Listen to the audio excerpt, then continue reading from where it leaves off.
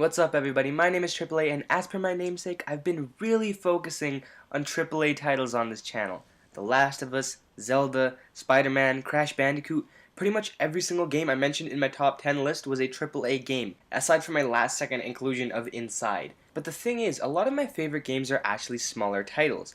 Not just indies, but games that don't get as much attention as the big budget ones. And today I want to talk about a game that's been out for 20 years and... Wait, what? 20 years? Okay, my bad, not that one.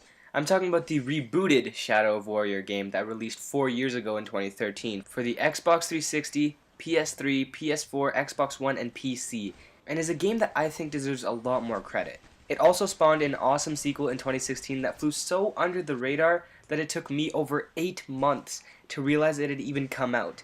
This is a game that I really wanted to put in my top 10 video, but I thought people would be upset at why I put it above so many other games. But you know what? I want to defend this game and try to show people just how great it actually is. The first one is out for cheap and more than worth your money and is possibly even one of my top 5 favorite first-person shooters ever, and definitely took me by surprise. So stick around to find out why this crass, hectic, crazy violent title by Flying Wild Hog is the very thing you've been searching for your entire empty Shadow Warrior-less life. The Shadow Warrior reboot was created 16 years after the good but kinda really offensive 1997 title. It follows the protagonist Lo Wang as he tries to make a deal with some shady guy so he can get his hands on a special sword for his boss. Things go south, some guy dies, a weird masked spirit joins you, and you set off to assemble an ancient sword so you can murder some gods. Really, it's just your normal run-of-the-mill business deal. I want to first start off by saying that the story isn't bad. Look, it's not going to be winning any Oscars, but considering that the story doesn't need to be here, since it's a very Doom-style game and Doom had a very light story, I thought it delivered a cool take with good lore and interesting cutscene style on occasion. The plot itself does a good job of letting you know why all this is happening, but I think the real stars here are the characters. Lo Wang and Hoji have a whole ton of really fun back and forth, and the comedy brings the whole thing together. Whether one is making fun of the other, or they're commenting on the battle that just happened, or even the comedy that's told throughout fortune cookies. I found the comedy to be a big selling point, and I mean, the main character's last name is Wang. Think of any dick joke you can make out of that, and it's in this game. The humor won't be for everyone, but it is a part of the game that I personally enjoyed, and like I said, it's a surprisingly decent story. Obviously, the game that this resembles most is Doom and perhaps Bulletstorm, but since I haven't played the latter, I'll just focus mainly on Doom and how this stacks up to that game. Now, the new Doom game is one of my favorite next-gen titles and is made by Bethesda, so you'd think Shadow Warrior has no real chance against it, but honestly, the competition is a lot closer than you'd think. First of all, the story is a bit better for those of you who care, but even though I'm a huge fan of story-based games, when I'm playing a game like this, it's more about the gameplay and the fun factor behind everything. So let's get into the similarities first and see how Shadow Warrior compares to Doom.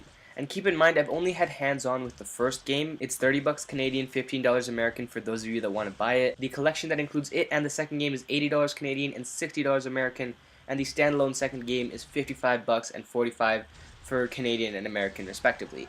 And while the second game looks like it improves combat, it gives better guns, cooler and more diverse settings, just a whole ton of improvements, I'm forced to give my in-depth comparison using only the first game as a reference. Similarity-wise, a lot of the enemy types are kind of similar. There's about an equal amount of diversity. Since Doom was released 3 years later and is native to next-gen consoles, its character models look a little bit better, and so do the animations, but in general, although some of Doom's enemies can look bigger and more detailed, there are a lot of similar enemy types, with some charging, and some shooting, and some rushing, etc. I enjoyed the enemy types a little bit more in Doom, but I've also seen a lot of really cool stuff in the second Shadow Warrior game that might give it a run for its money. Boss fights, however, easily go to Doom. They're really creative and difficult, and Shadow Warrior feels a little more generic in this sense. Gunplay is pretty similar between the two. You have the wheel of weapons that you cycle around and constantly change when they're low on ammo or you're going against a different enemy type. Shadow Warrior has a few less options in the first game, not a whole lot less, but a couple.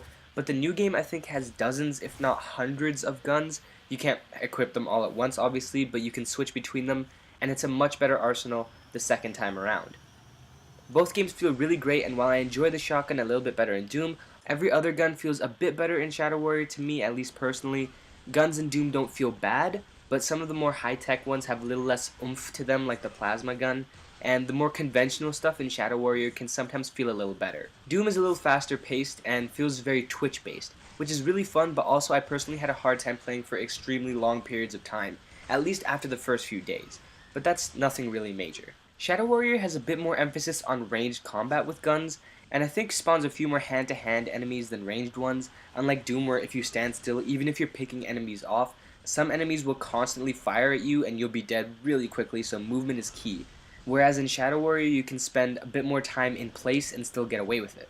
Doom feels like you're in constant danger that you both run from and blow up, and Shadow Warrior offers up more of an experience of, look at all these things you're gonna rip through and shoot. It's not to say that it's easy, especially when you turn up the difficulty, but it doesn't feel like Doom's imminent danger, and for some people that's a good thing. One thing that really lends to that, and the big thing that Shadow Warrior has on Doom, is the swordplay and the magic. In terms of swords, the two katanas that you have give some breathing room for when enemies get close. They're incredibly fun to use, and swinging them in certain ways cuts up enemies in different places, and it's always really fun to aim at a limb or their head and just slice it straight off. Plus you can upgrade them throughout the game and unlock stronger attacks, or more long-ranged ways to ward off enemies, etc. The katanas make this game feel unique in comparison to Doom, and I really enjoyed using them. They're really great. The magical aspect does two things. First of all, it allows for some extra gameplay mechanics, like how you can make demons float in the air for you to easily pick off, but it's also your main way of gaining health during a battle. It only brings your health up to a certain point, and you'll need to upgrade it to improve its max cap, the ability to do it while moving or while being hit, etc. But it's a handy dandy tool without which I would have died like a million times. Both Doom and Shadow Warrior have a few health packs here and there, but that's not your main health maintenance in the actual combat. Like I said, with Shadow Warrior, it's the magical abilities, and in Dooms you get health drops from killing enemies. This again does stuff for pacing in combat, where with Shadow Warrior you need to unleash a huge push so you can buy yourself a few seconds of breathing room and then heal, and then get right back into it. With Doom, if you're down on health, you actually have to get more offensive, and you have to pick up health from down enemies. If you remember that Borderlands mechanic of fight for your life, where when your health was gone you had a few seconds to kill an enemy and revive yourself, well, this is kind of a more organic and fast-paced version of that. I won't say one method is better than the other, just that they're different and give a different pace to the combat. While Shadow Warrior does have the katana and the magic advantage, Doom has some more nuanced parts of its combat that actually give it a hell of a lot of depth. First of all, while you don't actually have it at the beginning of the game, the BFG is a really handy tool when you're in a seriously back-to-the-wall situation and you need to clear up a large group of enemies fast. Plus, it's really helpful in boss fights, but obviously ammo for this is really rare, which is good, otherwise it would be crazy overpowered. It is a very welcome addition though, and obviously pays homage to the original games. The chainsaw is not only fun to use, but its ammo is also scattered around scarcely, and more is required to take down bigger enemies. It's extremely helpful when you're low on ammo because it essentially turns enemies into gun piñatas, and they let go of a heap of useful stuff. But figuring out when to use this and on which enemies adds a lot of strategy to some parts. There are also some powers that are again rare but very useful in large battles, whether it be quad damage or super speed or my favorite, Berserk, which not only insta-kills everything but also makes all the executions about 10 times more brutal. And finally it hits the small but also important touch of glory kills. When an enemy is close to death, they light up for a couple seconds and you're able to melee them, which gives a cool animation as well as an increased health drop that can be easily the difference between life and death in so many moments throughout the game.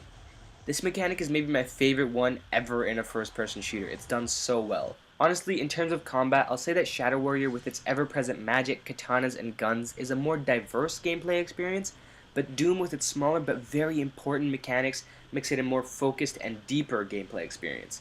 And the thing is, although they have a lot of similar mechanics and looks, they can be fairly different feeling games at times. I outlined the combat for both of them, and it's totally up to personal preference which one you like better, but to me, Doom edged out Shadow Warrior a little bit in some key areas, but from what I've seen from the sequel mixed with how good I know the combat felt in the first game, it would not surprise me if Shadow Warrior 2 climbed up the ranks of my favorite first-person shooter when I get my hands on it, maybe even surpassing Doom in the process.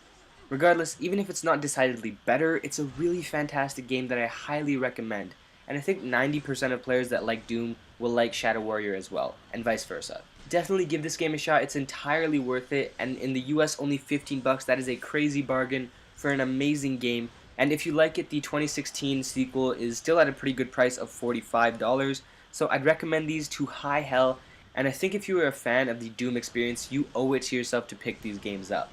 You might end up discovering that they're on par, if not better, than Bethesda's reboot.